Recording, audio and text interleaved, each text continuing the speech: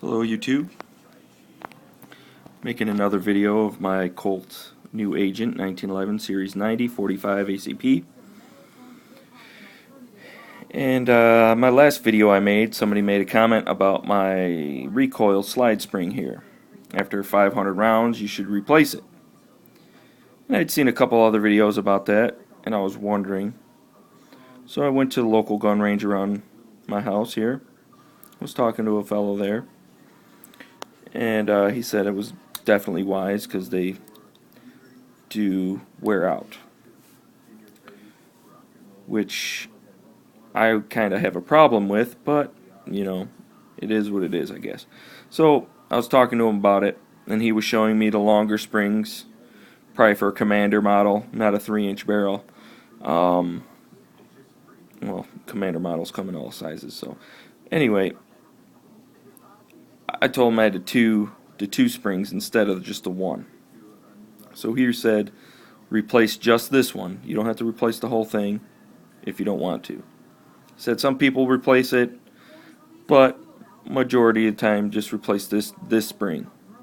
I'm not sure of what this spring is called versus this spring together as an assembly. I'm sure it's called a certain thing, and then this one's separate. So, but he said replace this one. And he referred me to use a Kimber spring. He said it might last a little longer. I'm not sure. I don't know the product that very well. But he also, referred and said, Wilson Combat, Ed Brown. So, but this kind of concerns me about this spring here. Is it wears out too fast. I mean, 500 rounds ain't much, especially if you spend a lot of time at a range and you're using your gun a lot. You kind of have to keep replacing the spring, keep replacing the spring. That's gonna be mundane, I feel. But anyway, I mean, it is what it is when you deal with firing a weapon. I mean, there's a lot of forces involved, I guess. But that's what I'll have to do. On the other hand, I still haven't replaced the grips. I was thinking about replacing the grips, still getting a new beaver tail. I'm still doing a lot of research on it. I really don't want to do any machining work here. I don't want to do anything to the gun, because if I want to put it back to stock, I don't want to have to grind this down.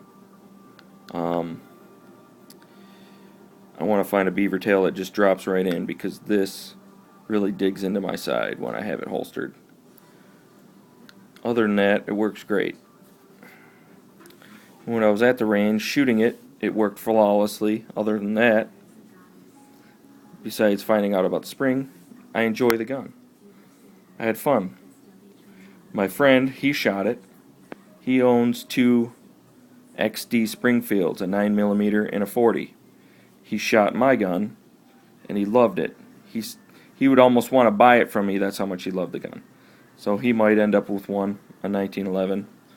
He didn't seem like he was that type, but after shooting my weapon, he enjoyed it. Even especially with no sights, he really got a kick out of that, because he's a pretty good crack shot.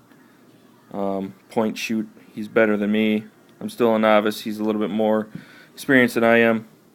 But I'll get better after probably replacing about 10 of these. So there's my video. If anybody's got any comments, I'm a little tired, so it's kind of blah blah blah. But other than that, it's Christmas time. This was my present to myself. Wife wasn't very happy, but she dealt with it. She gets to spend the same amount of money that I spent on this on herself, so that kind of made it